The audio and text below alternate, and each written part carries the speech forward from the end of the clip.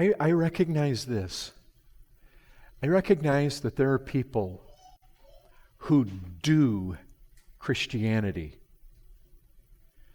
It's willpower religion.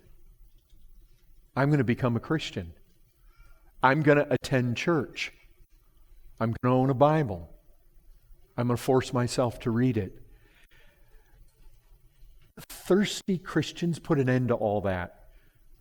Thirsty people are different than just willpower kind of Christians that they see Christianity as kind of a duty. You know, we got to do this thing. Why? Because I'm going to lose my soul in the end, so I got to make sure that I go through the motions. But this is entirely different. And this kind of thirst, it drives us.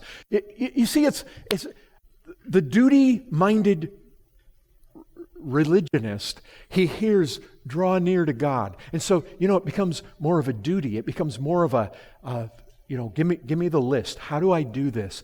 But when you've got a thirsty person, you don't have to give a thirsty person a list of steps on how to find water. They're looking for it. You know what?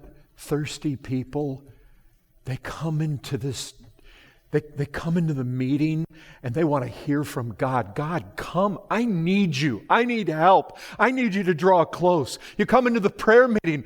We need to be heard. We need to get through. We need to have some kind of ability and unction with God. That's what happens. Lord, I'm going to fast. Not like the hypocrite. Not just to put the notch on my belt that I fast twice in a week. Lord, I need you. There's some longing in my heart. You see, this is the psalmist. I thirst. I feel it. I'm in a parched place. I'm in this dry place.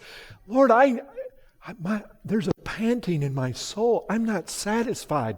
Oh, brethren, you have a church full of people like that. That'll turn the world upside down. That's the difference. Because what happens? You know what happens? What happens? You've got this.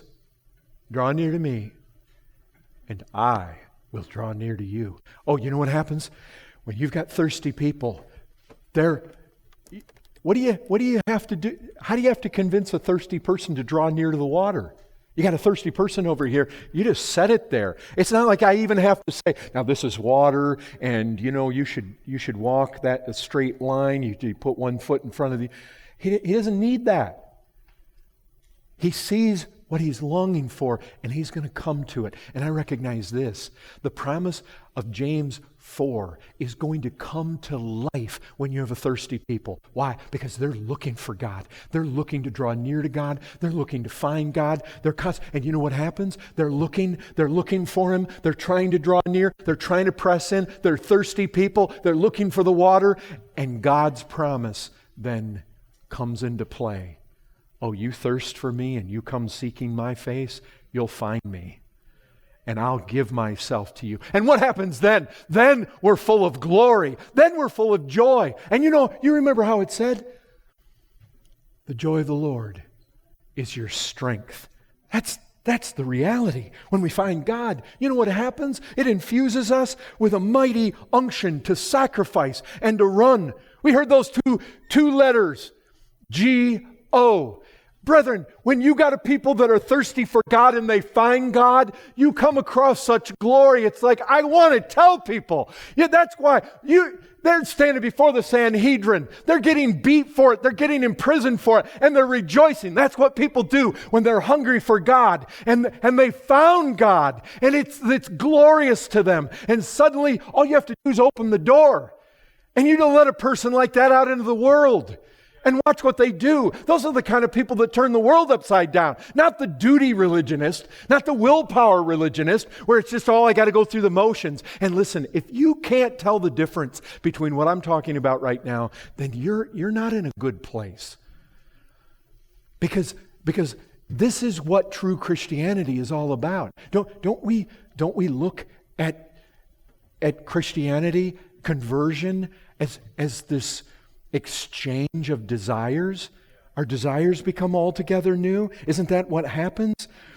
Brethren, when we find God, it infuses us with with a joy unspeakable and full of glory, and you fill a people full of joy, and the joy of the Lord is our strength. And suddenly we're strengthened to do all sorts of things in the name of the Lord Jesus Christ. Do you know how it was said of the Lord himself? Because of the joy that was set before him, what happened? He endured the cross. What does it take for a people to endure suffering and endure sacrifice and cross-carrying and dying daily? Just infuse them full of a glory of the joy of finding God. Come out of the holy place, having this glory manifest to them. And you know what? Unleash people like that. This isn't mechanical and cold and stale. People like that don't sit around all content, just be happy and stare at each other. No way.